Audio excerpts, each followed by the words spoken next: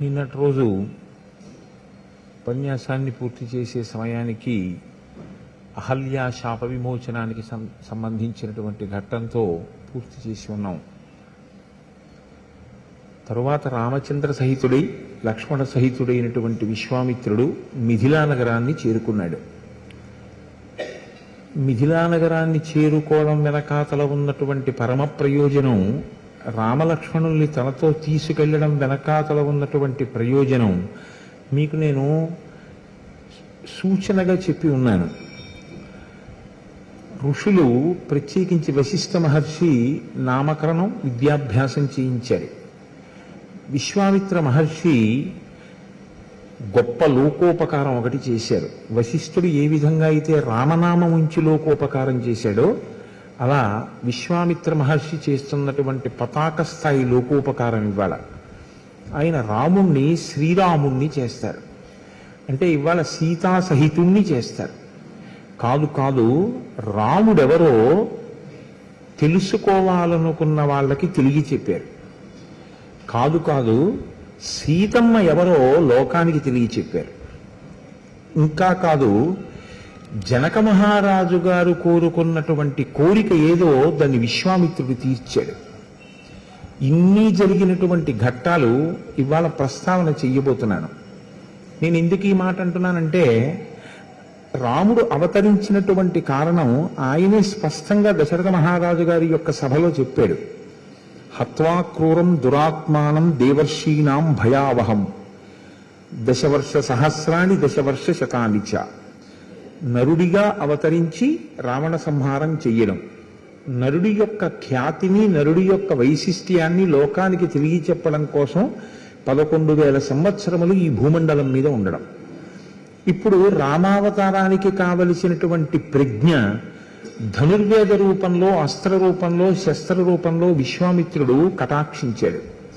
అలాగే ఒక నరుడికి ఉండవలసినటువంటి ఉత్తమమైన లక్షణాలు ఏవి ఉంటాయో అటువంటి లక్షణాల్ని తాను తీసుకెళ్లినటువంటి ప్రదేశాలలో ఉన్న కథల రూపంలో గొప్ప గొప్ప గుణములు రాముడికి కలిగేటట్టుగా ఆయనకి నిగ్రహానుగ్రహ శక్తిని ఆయన ఎందు పెంపొందింపచేశాడు. ఇప్పుడు రాముణ్ణి లోక కళ్యాణం కోసం లోకానికి అందించేయాలి. వచ్చిన అవతారం యొక్క ప్రయోజనం అది. ఇప్పుడు లోకానికి రాముణ్ణి అందించాలి అంటే రాముణ్ణి శ్రీరాముణ్ణి చెయ్యాలి. అంటే సీతమ్మ తల్లితో కలపాలి. శంకర భగవత్పాదులు ఒక మాట అంటారు సౌందర్యలహరిలో, శివశక్త్యాయుక్తో యది భవతి శక్త ప్రభవితుం నచే దేవం దేవో నఖల కుశల స్పందితుమపి అతస్వామారాధ్యాం హరిహర విరించాదిభిరపి ప్రణంతుం స్తుతుం వా కథమకృత పుణ్య ప్రభవతి అంటారు. ఏ శక్తితో పరంధాముడు కలవాలో ఆ శక్తితో కలిసిన నాడు శక్తి సమన్వితుడైనటువంటి పరమాత్మ అవతార ప్రయోజనాన్ని సాధిస్తాడు. ఇప్పుడు సీతమ్మ తల్లి ఏ స్వరూపంతో ఎందుకు వచ్చింది అన్నది లోకానికి తెలియాలి. అది తెలుసున్నవాడు యథార్థానికి ఇప్పుడు తనకి కుమార్తెగా లభించినటువంటి సీతమ్మకి వరుణ్ణి తీసుకురావడం జనక మహారాజు గారి ముందు ఉన్నటువంటి అత్యంత క్లిష్టమైన సమస్య. అది తానెంత కష్టపడ్డాడో జనక మహారాజు గారే చెప్తారు. వాళ్ళు మాట్లాడుకోవడం పైకి ఒకలా ఉంటుంది, లోపల వాళ్ళు మాట్లాడుతున్నది ఒకటిగా ఉంటుంది. దాని సారాంశం పట్టుకుని ఆ కథాభాగాన్ని, కావ్యాన్ని మీరు పరిశీలనం చేస్తే ఒక అత్యద్భుతమైనటువంటి విషయాలు ఇందులో ఆవిష్కరింపబడతాయి. ఇప్పుడు మిథిలా నగరానికి రామసహితుడై లక్ష్మణ సహితుడై విశ్వామిత్రుడు చేరుకున్నాడు. చేరుకున్న తర్వాత మిథిలా నగరంలో ఉన్న పరిస్థితిని చూశారు. అప్పటికే అనేక మంది బ్రాహ్మణులు, వేద పండితులు, ఋషులు, మునులు అందరూ అక్కడికి చేరుకున్నారు. ఎందుకంటే సన్నివేశం పతాక స్థాయికి చేరుకుంది. యజ్ఞం పూర్తవ్వబోతోంది. జనకుడే చెప్తాడు 12 రోజులు ఉంది ఇంకా. దేవతలు హవిర్భాగములు తీసుకోవడం కోసం వస్తారు. కాబట్టి ఎక్కడెక్కడ వాళ్ళు అక్కడికి వచ్చేశారు. ఎక్కడ చూసినా జనసమర్థంగా ఉంది. రాముడు అన్నాడు, ఋషివాటాశ్చ దృశ్యంతే శతసంకులాః దేశో విధీయతాం బ్రహ్మన్ యత్ర వత్సామ్యహేవహం. మనం ఇక్కడ చూస్తే బోలెడన్ని శకటములు అంటే అనేకమైనటువంటి బళ్ళు తిరుగుతున్నాయి. అనేక మంది బ్రాహ్మణులు వేద పండితులు వచ్చి ఉండడం చేత రహదారులన్నీ క్రిక్కిరిసి ఉన్నాయి. ఇలా ఉన్న ప్రదేశంలో మనం ఎక్కడుంటే బాగుంటుంది అని అడిగాడు. ఇంత చిన్న విషయం శ్రీరామాయణంలో పెద్ద రాయవలసిన విషయం అండి. అది కూడా వాల్మీకి మహర్షి వాళ్ళిద్దరూ మాట్లాడుకున్న దాంట్లో ఇది కూడా చెప్పాలా అంటే చెప్పాలి. ఎందుకో తెలుసా? ఇప్పుడే హరిప్రసాద్ గారి ప్రస్తావన చేశారే, అలాగా గురువు గారి హృదయాన్ని తెలుసుకోవాలి. అన్ని వేళలా ఒక్కలా ఉండాలని గురువు గారు అనుకోకపోవచ్చు. అనేక మంది యందు ఏకాంతములు అనుభవించాలని కోరుకోవచ్చు. ఒక్కొక్కసారి అందరితో మమేకం అయ్యి ఉండాలని కోరుకోవచ్చు. ఆయన సంకల్పం ఏమిటి? ఆయన సంకల్పాన్ని బట్టి విడిది ఏర్పాటు చేయవలసి ఉంటుంది. అంతేగాని ఆయన సంకల్పం ఒకటైతే నువ్వు ఒక విడి చేస్తే ఎలా కుదురుతుంది? ఆయన ఏకాంతంగా తపస్సులో ఉందాము అనుకున్నారనుకోండి, మీరు ఆయన్ని తీసుకొచ్చి జనసమర్థంలో పారేశారనుకోండి, విశ్వామిత్రుడు వచ్చాడంటే ఊరుకుంటారా? ఎక్కడెక్కడ మునులు, ఎక్కడెక్కడ ఋషులు, రాజులు అందరూ ఆయన దర్శనానికి వెళతారు. విశ్వామిత్ర దర్శనానికి వెళ్ళని వాళ్ళు ఎవరుంటారు? ఇంకా ఆయన అక్కడికి వెళ్ళి చేయవలసిన పని అన్నది ఆయన ఏం చేద్దాం అనుకుని వచ్చారో, ఎందుకు వచ్చారో ఏమైనా చెప్పారా? యజ్ఞం చూడడానికి వెళ్ళడం, నువ్వు శివధనస్సు చూద్దాం అన్నారు.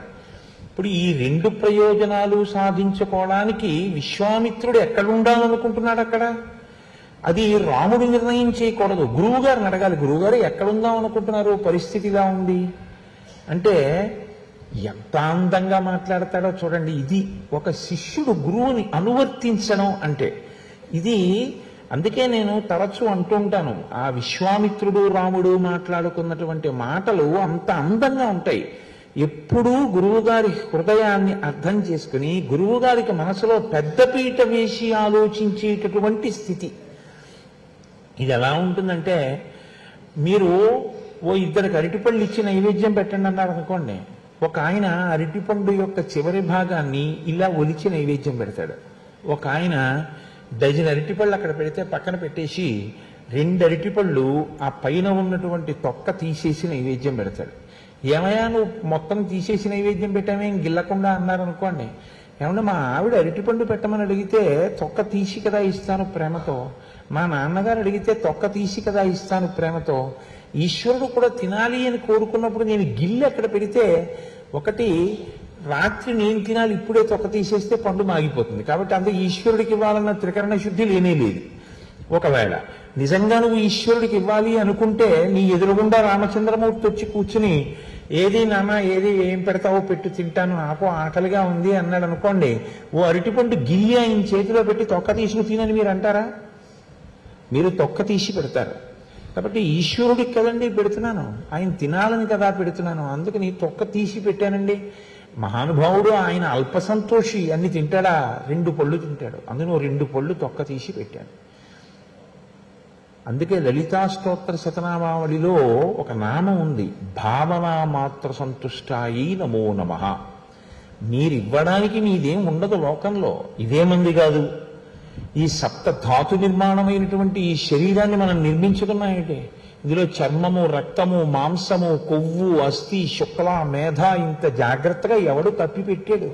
భాగవతంలో అంటారు, ఒక ప్రాణము, సుఖదుఖములనేటటువంటి 2 పళ్ళు, సత్వరజస్తమో గుణములనేటటువంటి 3 గుణములు, ధర్మార్థ కామమోక్షములనేటటువంటి 4 పురుషార్థముల కోసం, శబ్ద స్పర్శ రస రూప గంధములనేటటువంటి 5 తన్మాత్రలతో, పంచ జ్ఞానేంద్రియములు, ఒక మనస్సు అనేటటువంటి 6 సంఘాతముగా, చర్మము, రక్తము, మాంసము, కొవ్వు, అస్థి, శుక్ల, మేధ అనబడేటటువంటి 7 పదార్థముల చేత 2 కాళ్ళు, 2 చేతులు, 4, 5 శిరస్సు, 6 హృదయము, 6 కంఠము, 7 హృదయము, ఇలా కాళ్ళు చేతులతోటి 8 ఉదరముతోటి 8 అవయవములతోటి, 2 కళ్ళు, 2 చెవులు, 2 ముక్కు రంధ్రాలు, 6 నోరు, 7వది మలద్వారం, 8 మూత్రద్వారము, 9 రంధ్రములతో ఈశ్వర శాసనం అయిపోయేంత వరకు బయటికి వెళ్ళడానికి వీలు లేని రీతిలో చర్మపు తిత్తి, తోలు తిత్తి అయినటువంటి ఇది 9 కన్నాలతో ఉంటే, ఇందులో ప్రాణ అపాన వ్యాన ఉదాన సమాన నాగ కూర్మ కృకర ధనంజయ దేవదత్తములనేటటువంటి 10 వాయువులు ఆయన శాసనానికి నిలబడి ఉన్నాయి. ఆయన శాసనం అయిపోయింది అనుకోండి, 9 రంధ్రాల్లో ఎట్నుంచైనా బయటికి వెళ్ళిపోతాయి అంతే. ఒక్కసారి కాని వెళ్ళిపోయిందా? యావత్ పవనో నివసతి దేహే తావత్ పృచ్చతి కుశలంగేహే గతవతి వాయో దేహాపాయే భార్యా బిభ్యతి తస్మిన్ కాయే. అంతటి ఉదారుడు పరమేశ్వరుడు. ఆయన సృష్టించాడు దీన్నంతటినీ. మనం సృష్టించుకున్నది కానీ మనది అన్నది కానీ ఏమీ లేదు. నాలుక మీద రుచికి పప్పు కూర పచ్చడి పులుసు చారు పెరుగు కలిపి నువ్వు తినేస్తే నీ కడుపులోకి మళ్ళీ బయటకు వస్తే నువ్వే తినవు. అలాంటిది కడుపులోకి వెళ్ళి పడిపోయినటువంటి పదార్థాన్ని అమాశయపాకంగా మార్చి జీర్ణం చేసి అందులో ఉండే శేషాన్ని తెల్లవారేటప్పటికి పిప్పిగా విసర్జించడానికి వీలుగా సిద్ధం చేసి మిగిలిన శేషభాగాన్ని రక్తంగా శరీరంలో మార్చి శక్తికి వినియోగించేసేటటువంటి ఈశ్వర కృపచేత ఈ రథం నడుస్తోంది.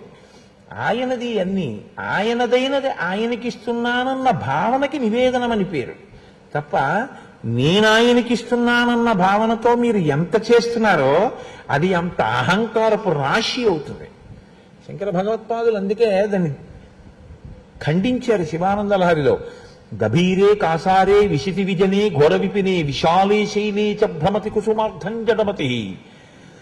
ఎందుకు తిరుగుతావు? ఇత్తేస్తానంటావేమిటి? సమర్ప్యై చేతస్సరసి జమమానాథ భవతే సుఖేనావస్థాతుం జనైహ నజానాతికి మహో అంటారు. నీ హృదయం అనేటటువంటి పుష్పాన్ని సమర్పించడం నీకు చేత కావాలి. ఏ విభూతి ప్రకాశించినా అది ఈశ్వరానుగ్రహము. నేను ఇది చేస్తున్నాను, ఈశ్వర నేనా చేసేవాణ్ణి, నువ్వు చేయిస్తున్నావు. తండ్రి నన్ను ఉపకరణంగా స్వీకరించి నా చేత నువ్వు చేయించుకుని వీడు చేశాడన్న ఖ్యాతి నాకు ఇచ్చి నాకు ఆ కీర్తి వస్తే ఆ కీర్తివంతుడనై అందరూ నన్ను గౌరవిస్తే నేను పొందిన గౌరవాన్ని చూసి నువ్వు సంతోషించావు పితృహృదయంతో, తండ్రివి కనుక అని మనసులో పొంగిన వాడెవడో వాడు భక్తుడు. వాడు ఎప్పుడూ కూడా విగ్రహాన్ని చూడ్డు. సాకారమైనటువంటి ఈశ్వర స్వరూపంతో తదేక భావనతో ఉంటాడు. దానికి నిజమైన పూజ అని పేరు. అది ఎప్పుడూ కూడా అవతల వారి హృదయాన్ని అనువర్తిస్తుంది. ఈశ్వర భక్తి ఎందు ఎలా ఉంటుందో గురుభక్తి ఎందు కూడా అలాగే ఉంటుంది. గురువు గారి హృదయాన్ని తెలుసుకునే ప్రయత్నం తప్ప నీ ఆలోచనని గురువు గారి మీద రుద్దే ప్రయత్నం ఎప్పుడూ చేయకూడదు. ఈశ్వరుడి మీద నువ్వు ఎలా రుద్దలేవో గురువు మీద కూడా అలాగే రుద్దకూడదు. నీ అభిప్రాయం నువ్వు చెప్పడం కాదు, ఆయన అభిప్రాయం నువ్వు అడిగి చెయ్యాలి. కాబట్టి ఇది రాముడి యొక్క పరిపక్వత. అంటే దీనికి విశ్వామిత్రుడు సంతోషించేది. గురువు దేనికి సంతోషిస్తాడంటే దీనికి గురువు సంతోషించేది. అంటే ఆయన ఇప్పుడు చూడండి ఎంత అందంగా మాట్లాడతాడు. ఎక్కడుందాం అని అడిగాడు. ఎక్కడుందాం అంటే ఎలా మాట్లాడాలి? ఎక్కడుందామని చెప్పాలి? మీరు తర్వాత శ్లోకాన్ని మూసేసి ఏం చెప్పుండాలి విశ్వామిత్రుడు అని ఆలోచించండి. మనం అయితే రకరకాలుగా ఆలోచన వస్తుంది. ఏదో కాస్త శుభ్రంగా ఏమీ ఇబ్బంది లేకుండా అన్ని విధాలా అనుకూలంగా ఉండే ప్రదేశం చూడండి అని ఇలాంటి ఆలోచనలు ఏవో రావాలి. కానీ విశ్వామిత్రుడు చాలా అందమైన మాట ఒకటి అంటాడు. ఆయన అంటాడు, రామస్య వచనం శ్రుత్వా విశ్వామిత్రో మహాముని నివేశమకరోద్దేశే వివిక్తే సలిలాయుతే. నివేశమకరోద్దేశే. నాయన రామ, మనం ఉండేటటువంటి ప్రదేశం ఏకాంతమునకు అనువైనదై ఉండాలి. రెండవది నీటి సమృద్ధి ఉండాలి. నీరు బాగా దొరకాలి. ఏమి నీరు సమృద్ధిగా దొరకడం ఎందుకు? ఏకాంతంగా ఉండడం ఎందుకు? ఎందుకు ఈ రెండు అడగాలి విశ్వామిత్రుడు అంటే ఆయన హృదయము దాని చేత ఆవిష్కరింపబడింది. ఎప్పుడూ కూడా నీరు అనేటటువంటిది చాలా ప్రధానం. ఒక ధార్మికమైనటువంటి కార్యానికి కానీ లేకపోతే శౌచసిద్ధికి కానీ దేనికైనా నీరు అవసరం. శివమహాపురాణంలో స్తోత్రం చేస్తాడు మహానుభావుడు. ఆయన శుక్రాచార్యుల వారిని పరమశివుడు మింగేస్తాడు. మింగేస్తే ఆయన కడుపులోకి వెళ్ళి నీటి గురించి ఆయన ఒక స్తోత్రం చేస్తాడు. అందులో ఆయన పరమశివ నువ్వే నీటి స్వరూపంలో ఉన్నావు, అందుకని నీకు భవ అని పేరు. భవ అని పేరు ఎందుకు వచ్చింది అంటే నీటి స్వరూపంలో ఉండి లోకాన్నంతటిని బ్రతికిస్తూ ఉంటావు కాబట్టి నీకు భవుడు అని పేరు. భవ ఇత్యుచ్యతే మూర్తి భవస్య పరమాత్మనః అని.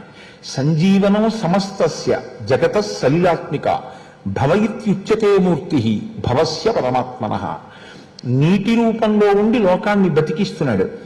ఆ నీరు అశౌచం కలిగితే స్నానం చేస్తే ఆ అశౌచాన్ని తొలగిస్తోంది. ఆ నీరు దాహాన్ని తీరుస్తోంది, ఆ నీరు ధర్మాన్ని నిలబెడుతోంది. అన్నిటికన్నా గొప్పది ఆ తమిళ కవి మహానుభావుడు అదే అంటాడు, నీరన్నది లేకపోతే లోకంలో ధర్మం అన్నది లుప్తమైపోతుంది.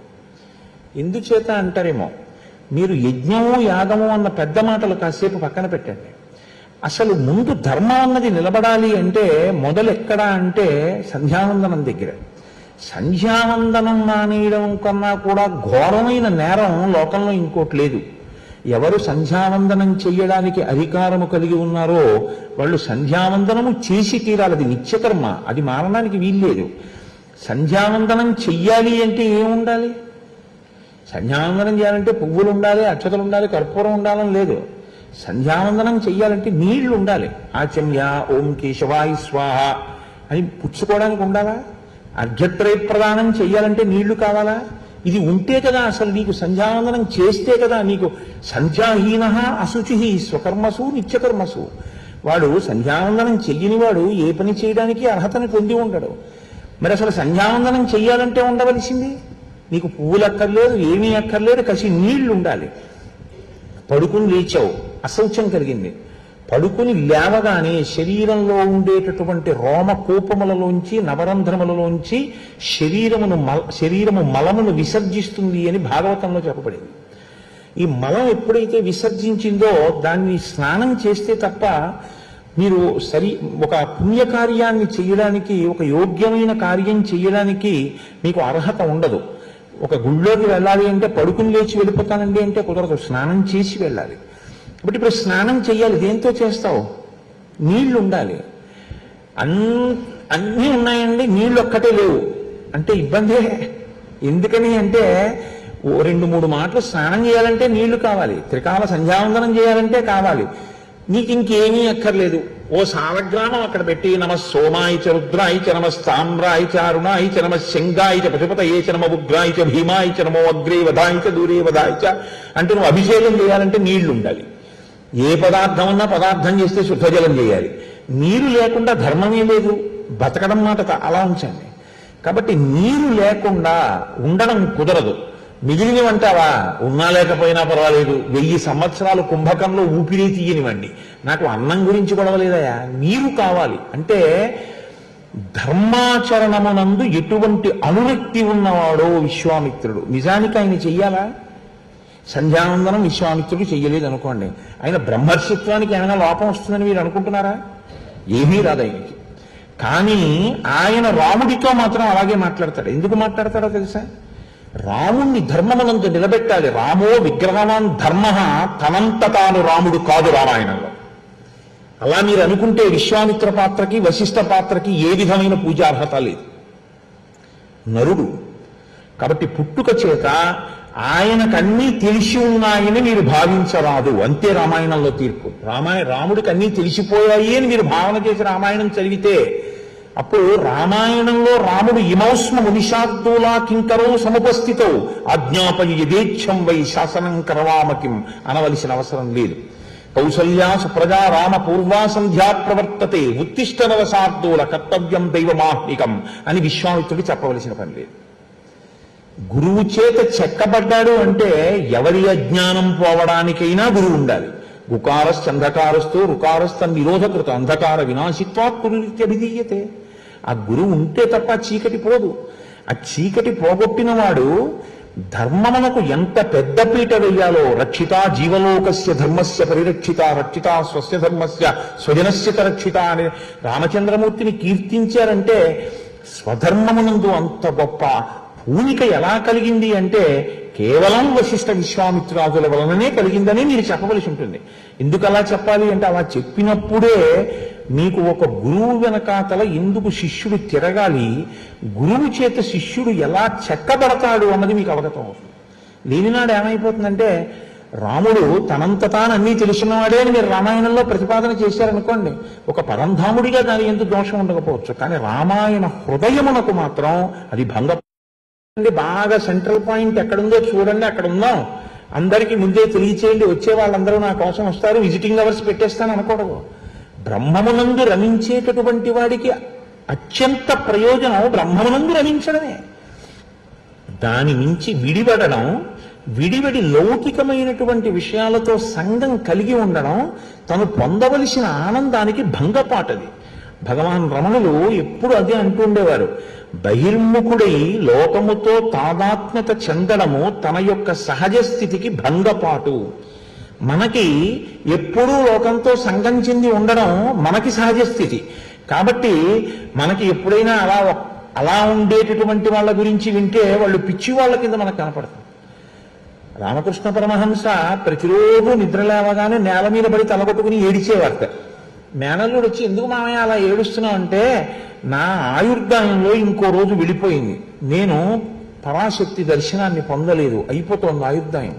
ఆయుర్నశ్యతి పశ్యతాం ప్రతిదినం యాతిక్షయం యవ్వనం ప్రత్యాయంతి గతాః పునర్న దివసాః కాలో జగద్భక్షకః లక్ష్మీస్తోయధరంగ భంగ చపలా విద్యుచ్చలం జీవితం తస్మాన్ మాం శరణాగతిం కరుణయా త్వం రక్ష రక్షాధునా అంటారు శంకర భగవత్పాదులు.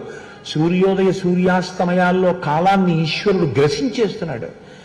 నీకు ఉన్న కాలాన్ని నువ్వు ఏకాంతంలో ఈశ్వర సేవయందు వినియోగించి బ్రహ్మముతో రమించడం ఆయన ప్రయోజనం తప్ప, అదే పనిగా వచ్చిన వాళ్ళందరితోనూ కూర్చుని మాట్లాడడం విశ్వామిత్రుడి ప్రయోజనం కాదు.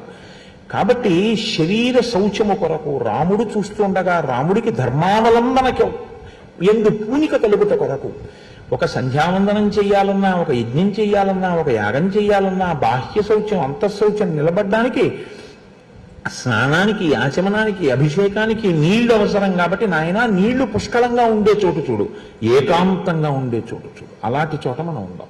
అంటే ఇది గురువు గారి యొక్క హృదయాన్ని ఆవిష్కరిస్తుంది. మాట చాలా సామాన్యంగా ఉంటుంది. నేను అందుకే మీతో మనవి చేస్తూ ఉంటాను, రామాయణాన్ని బాగా తరచి తరచి చూడండి అంటుంటాను.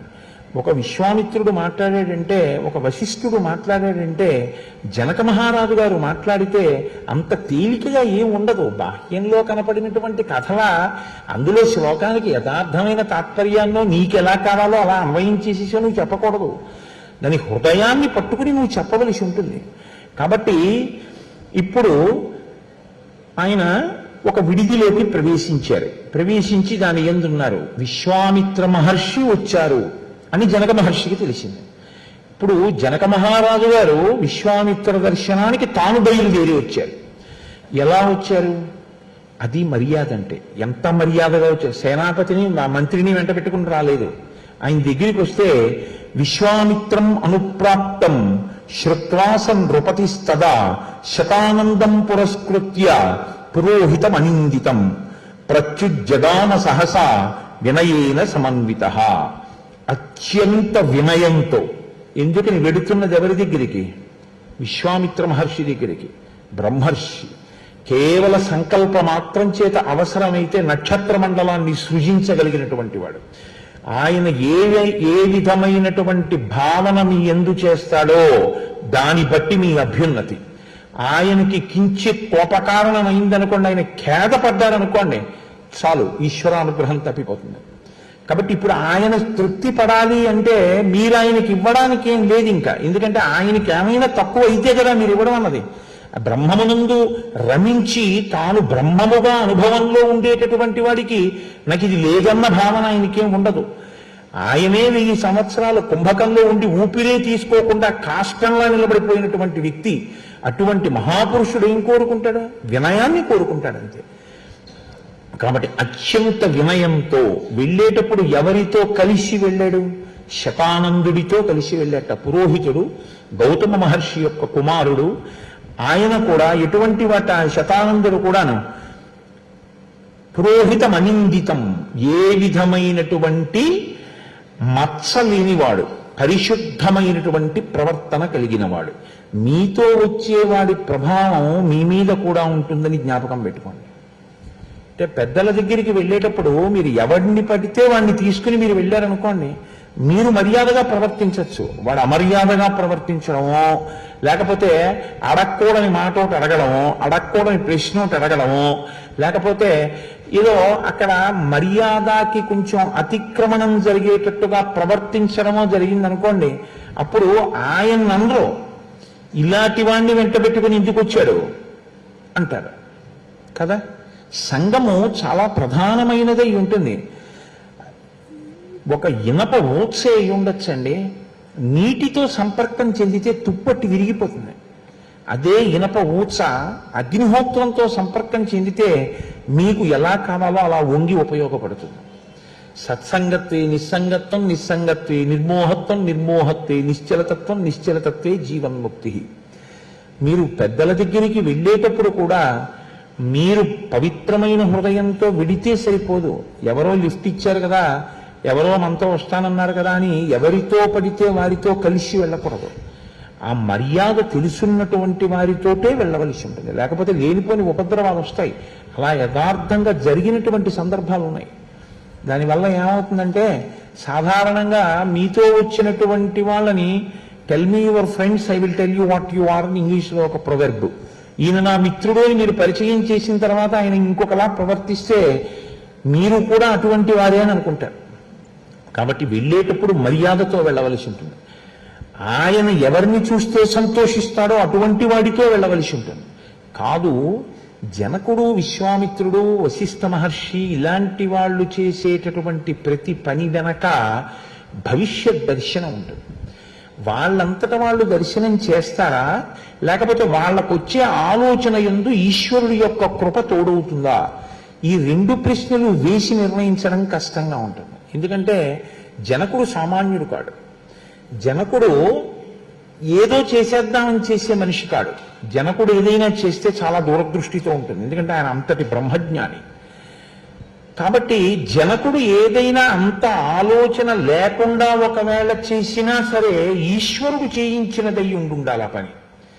లేదా జనకుడు తీసుకెళ్ళాడు అంటే ఏదో దాని వెనక పరమార్థం ఉండాలి. శతానందుణ్ణి తనతో తీసుకుని విశ్వామిత్ర దర్శనం చేశాడు.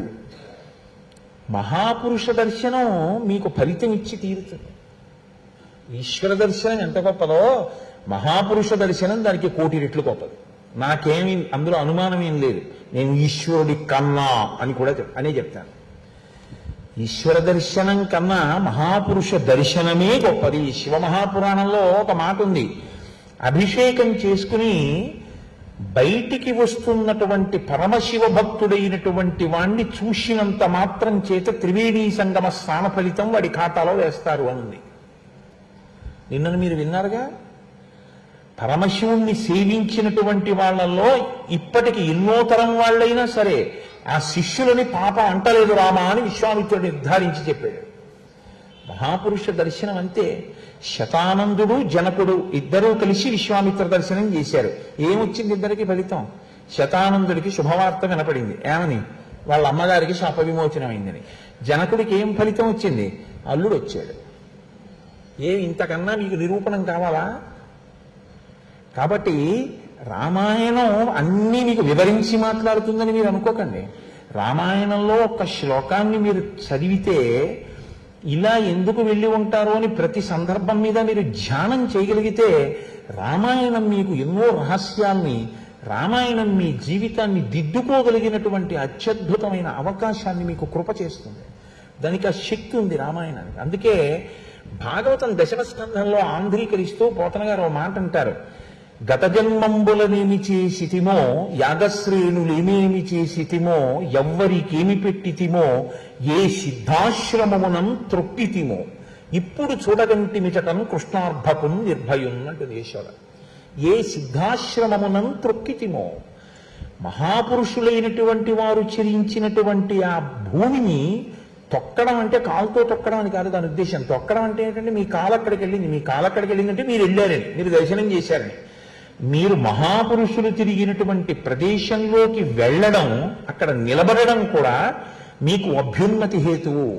ఒక చంద్రశేఖర పరమాచార్య స్వామి వారు తిరిగినటువంటి కంచికామకోటి పీఠానికి, కాంచీ పట్టణానికి వెళ్ళడం అభ్యున్నతికి హేతువు.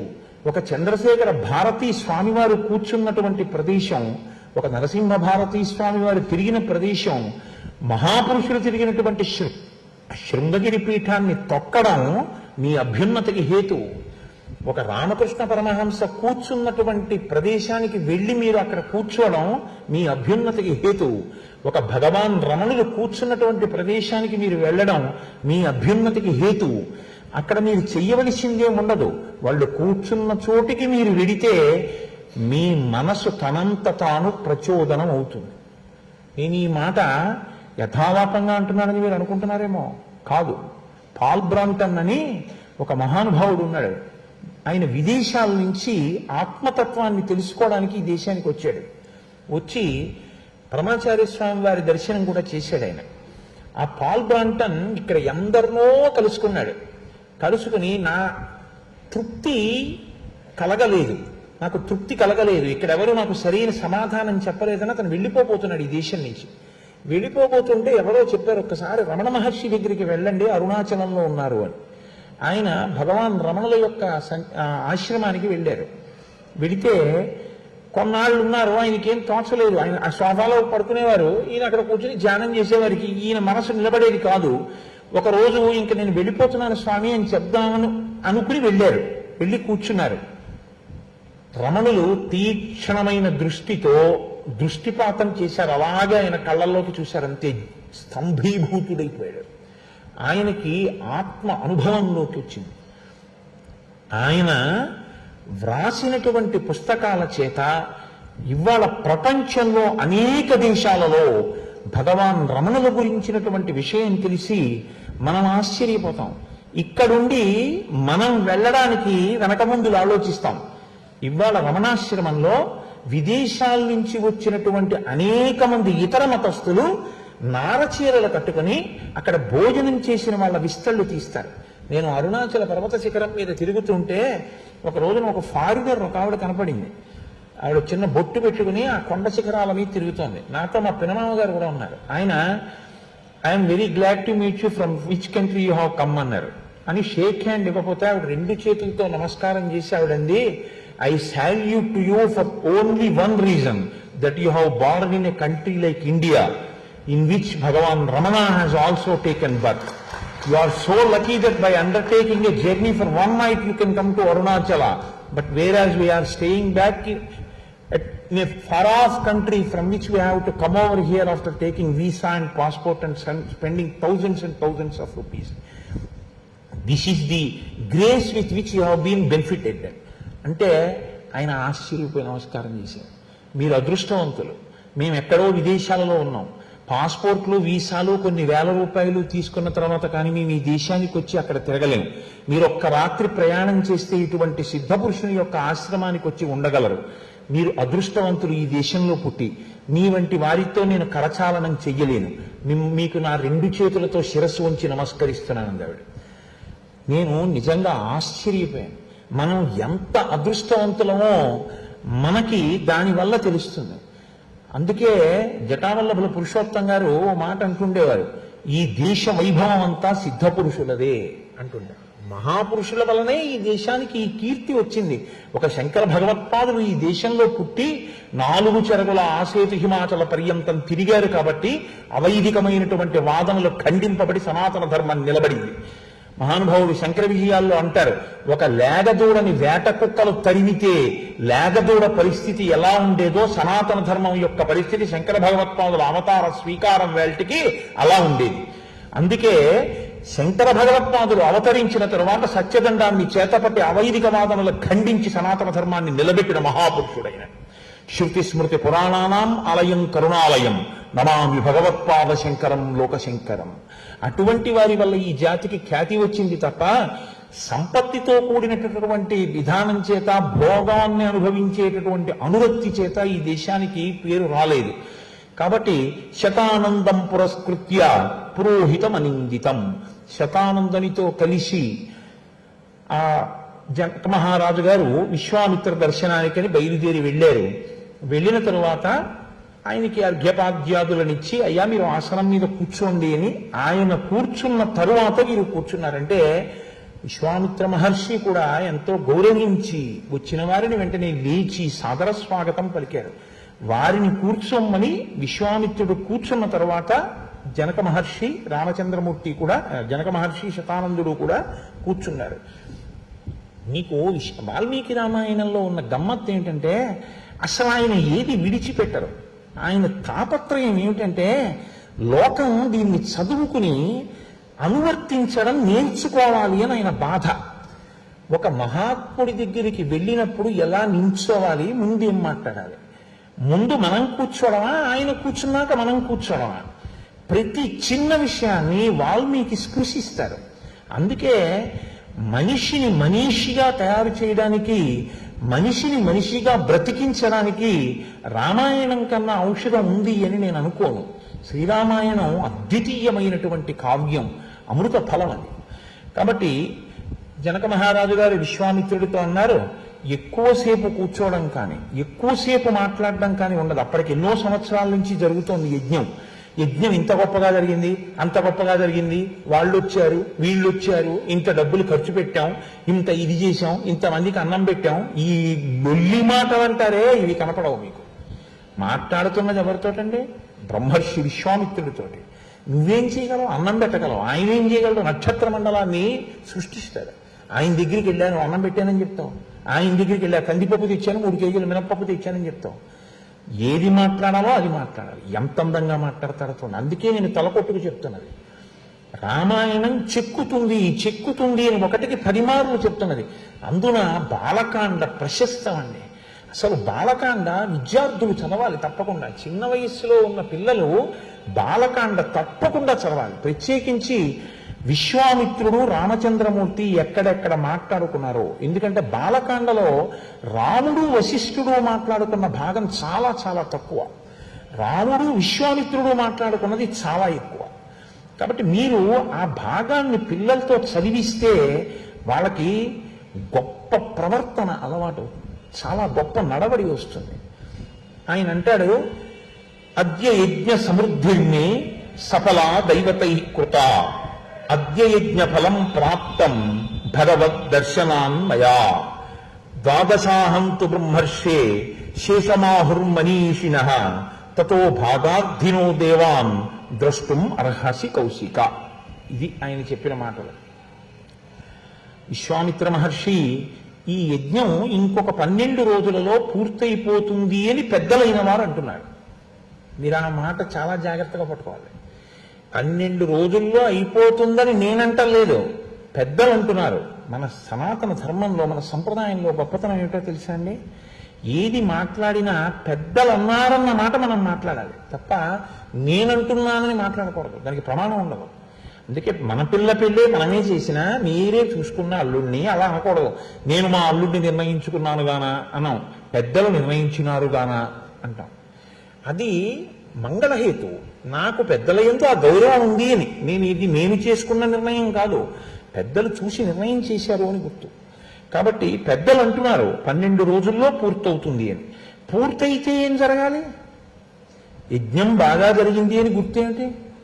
పూర్తయితే చిట్ట చివరిలో దేవతలందరూ వస్తారు, హవ్యములను స్వీకరిస్తారు. వాళ్ళు ఇప్పుడు స్వీకరిస్తారు, అందులో మీకేం అనుమానం లేదు.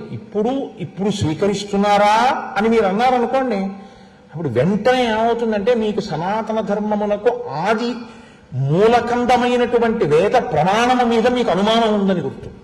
మీరు ఏమనాలంటే ఇప్పుడు స్వీకరిస్తున్నారు, మీరు ఏమనాలంటే ఏంటంటే అదే అనాలి. ఇప్పుడు స్వీకరిస్తారు. యజ్ఞం మీరు చేస్తే తీసుకుంటారు దేవతలు. కాకపోతే అప్పుడు కనపడ్డారు, ఇప్పుడు కనపడలేదు. ఎందుకు కనపడలేదు అంటే అప్పుడు కనపడితే చూడగలిగినటువంటి ఉపాసన బలం ఆ శరీరాలకు ఉంది. ఇప్పుడు కనపడితే చూడగలిగిన బలం మీ శరీరానికి లేదు. ఎందుకంటే మనం కలిపురుషుడికి చిక్కి ఉన్నాం. పరమాచార్య స్వామి అంటుండేవారు, కలియుగంలో 18 సెకండ్లు ఒక్క విషయం మీద నువ్వు ధ్యానంలో నీ మనసుని నిలబెట్టగలిగితే ముముక్షు. అంటే 18 సెకండ్లు నిలబెట్టడం కష్టం అండి. మనస్సుని ఈశ్వరుడి మీద నిలబెట్టలేరు, కదిలిపోతుంది. ఎందుకు కదిలిపోతుంది అంటే ఒక్కటే కారణం, కలిపురుషుని యొక్క ప్రభావం అంతగా ఉంటుంది. ఎంతగా ఉంటుందంటే ఎప్పుడు తిరగాలన్నా పోనదేమి, శివ పూజ చేస్తుంటే అభిషేకం చేస్తుంటే భద్రాచలం వెళితే మంచిదే, అలా ఏం వెళుతుందని మీరు అనుకోకండి. అది వెళ్ళేది కూడా రోషీరోజుదు కామినీ జనుల తారుణ్యోరు సౌఖ్యంబులను బాషీబాయుధ పుత్రమిత్ర ధన సంపద్భాంతి వాంఛాలతల్ కోశీ కోయదు నామనంబకట, నీకుని ప్రీతిగా సత్క్రియం చేసి చేయదు దీని త్రుళ్ళన సరే శ్రీకాళహస్తీశ్వర అంటాడు దుర్జటి. ఎక్కడెక్కడ వద్దంటుందో అక్కడ విసుక్కున్నట్టుంటుంది, మళ్ళీ అక్కడే ఉంటుంటుంది, శరీరాన్ని ఇక్కడ పెడుతుంటుంది. దానికి ఉన్న లక్షణం అది. కాబట్టి మనసుని నిలబెట్టడం అనేటటువంటిది చాలా కష్టం, మనం అది చెయ్యలేం. కాబట్టి మన ఉపాధికి ఆ తేజస్సు లేదు కాబట్టి శౌచ సిద్ధి మనకి తీసుకోవడంలోనూ లేదు, ఓ కార్యాచరణ ఎందు లేదు. కాబట్టి మనం చూడలేము, కానీ దేవతలు మాత్రం వస్తారు, ఇప్పటికీ వస్తారు. ఎందుకు వస్తారంటే ఒక్కటే కారణానికి వస్తారు. ఇప్పటికీ స్వరంతో వేదం చెప్పేటటువంటి వాళ్ళు ఉన్నారు కనుక వస్తున్నారు. ఈ కారణానికి వేద పండితులు కనబడితే నమస్కారం చేయాలి మనం. వాళ్ళు లేకపోతే దేవతల్ని తీసుకొచ్చేవాడు లేడు. వాళ్ళు స్వరంతో వేదం చెప్తున్నారు కాబట్టి దేవతలు వస్తున్నారు. దేవతలు వస్తున్నారు కాబట్టి మీరు హవిస్సు ఇవ్వగలుగుతున్నారు. మీరు చూడనివన్నీ, మీ కంటికి కనపడనివన్నీ అబద్ధాలంటే కుదరదు. భూమి తిరగడం మీరు చూశారా? భూమి తిరగడం మీరు చూడలేదుగా. మరి భూమి తిరుగుతోందని మీరు సోషల్ పేపర్లో ఆన్సర్ రాస్తున్నారుగా. భూమి తిరిగితేనేగా రాత్రింబావుళ్ళు ఏర్పడుతున్నాయి అంటున్నారు. మీ కంటికి సూర్యాస్తమయం అయినట్లు కనపడుతోంది, నిజంగా సూర్యాస్తమయం అయిపోతుందా? సూర్యునికి అభిముఖంగా ఉండకుండా చాటుకు నీరెడుతున్నారు. భూమి తన చుట్టూ తాను తిరుగుతూ సూర్యుని చుట్టూ తిరగడంలో, అంతేకాని సూర్యోదయ సూర్యాస్తమయాలు యథార్థమునకు సత్యములు కావు. భూమి స్థిరంగా ఉన్నట్లు కనపడుతోంది, సత్యం కాదు. మీ కంటికి కనపడేవన్నీ సత్యాలై ఉండాలి అంటే మీరు ఇవాళ పెద్ద పెద్ద పదవిలో ఉన్న వాళ్ళు ఈ పదవిలో ఉండడానికి ఎన్నుకోబడ్డారనడానికి వాళ్ళ పడ్డ ఓట్లు మీరేం లెక్కట్లేదుగా. మరి అది నమ్మి మీరు వాళ్ళని గౌరవించినప్పుడు వేదాన్ని నమ్మి దేవతలు ఉన్నారని ఎందుకు గౌరవించరు? నమ్మకం ప్రధానం. మీరు ఆ స్వరంతో మంత్రం చెప్తే దేవతలు వస్తారు, వచ్చి యజ్ఞంలో హవిస్సుని స్వీకరిస్తారు. కాబట్టి దేవతలు వస్తారు, దేవతలు వచ్చి స్వీకరిస్తారు. ఎందుకని అంటే యజ్ఞం అలా జరిగింది. విశ్వామిత్ర మహర్షి, నీవు ఆ దేవతలను చూడగలవు. విశ్వామిత్రుడు కూడా అక్కడికి వస్తే దేవతలు మరింత ప్రసన్నులవుతారు, మరింత సంతోషిస్తారు. అంటే ఈ వాక్యంలో ఉన్న అర్థం ఏమిటంటే యజ్ఞము ఎలా జరగాలో అలాగే జరిగేటట్టుగా నేను సర్వ ప్రయత్నములను చేసి ఉన్నాను. ఎలా శాస్త్రం చెప్పిందో అలా నేను చేశానండి అన్నారు అనుకోండి, అదే విశ్వామిత్రుడి ముందు నువ్వు చెప్పవలసిందే. ఆహా అన్నాడు అనుకోండి, ఆయన ఒకటి అడిగితే లేనిపోనివ్వండి. అందుకని చిట్ట చివర దేవతలు వస్తారు, దాన్ని మీరు చూడగలరు మహర్షి. తప్పకుండా అలా జరగాలయా అంటారు ఆయన. అప్పుడు ఆయన నోటి వెంట వచ్చిన మాట నీకు ఆశీర్వచనం అవుతుంది. కాబట్టి ఈ మాట చెప్తే ఆయన సంతోషించాడు విశ్వామిత్రుడు. ఇంతకన్నా ఏం మాట్లాడు జనకుడు, ఇంతకన్నా ఏం వర్ణించాడు. హనుమ సీతాదర్శనం చేసి రామచంద్రమూర్తితో మాట్లాడితే చాలా లఘువుగా మాట్లాడతారు, తన పరాక్రమం ఏం వర్ణించరు. మాట్లాడేటప్పుడు ఎవరి దగ్గర ఎలా మాట్లాడాలో, ఎంత మాట్లాడాలో చాలా జాగ్రత్తగా చూసుకుని మాట్లాడవలసి ఉంటుంది. ఎక్కువ మాట్లాడారనుకోండి రెండో మాట రానివ్వరు. ఎందుకో తెలుసా అండి? ఏమన్నా ఒకసారి మీ దర్శనానికి వస్తాను అన్నారనుకోండి, ఇప్పుడు కుదరదండి నేను పనిలో ఉన్నానంటారు. కారణం ఒకటే, అతి ప్రసంగం చేస్తాడు, సమయం వృధా అవుతుంది. మీరు ఏం మాట్లాడాలనుకుంటున్నారో పెద్దల దగ్గర అది ఒకటే మాట్లాడాలి, సమయాసమయములను గమనించి మాట్లాడాలి. మీకు 50 రూపాయలు అప్పుంటే రైతు బజార్లో అడిగినట్టు మీకు అనుమానం వచ్చింది కదా, ఆయన ఎక్కడ కనబడితే అక్కడ అడగకూడదు. ఆయన చెప్పడానికి అనువైన రీతిలో సావకాశంగా ఉన్నాడా, అంతేగాని ఇక కనపడ్డ చోటల్లా ఎక్కడ కనపడితే అక్కడ ఏమండి రామాయణంలో అని పీకు తినేయకూడదు. అది ఎక్కడ అడగాలో అక్కడ అడగాలి, నీకు పరిప్రశ్నేన సేవయ. కాబట్టి ఇంత మాత్రమే చెప్పి జనకుడు విడిచిపెట్టేశాడు. రామాయణాన్ని జనకుడు చెప్పాడు, విశ్వామిత్రుడు విన్నాడు అని చదువుకోవడానికి రామాయణం మీరు చదవక్కర్లేదు, నేను చెప్పక్కర్లేదు. రామాయణం అలా చదువుకుని మనం నేర్చుకోవలసింది ఏమైనా ఉంటే నేను చెప్పాలి, మీరు వినాలి. అదొకటి వదిలేసి మిగిలింది నేను చెప్తే రామాయణం చెప్పడానికి నేను రావక్కర్లేదు. కాబట్టి మీకు కొంచెం కష్టంగా అనిపించినా నేను అన్నమాట ఈ మాట నేను చెప్పవలసి ఉంటుంది. రోగికి ఇచ్చిన ఔషధం కొంచెం చేదుగా ఉన్నా దగ్గు తగ్గుతుందిగా, మరి వైద్యుడు ఇచ్చింది, అందుకని అప్పుడప్పుడు అలా మాట్లాడవలసి ఉంటుంది.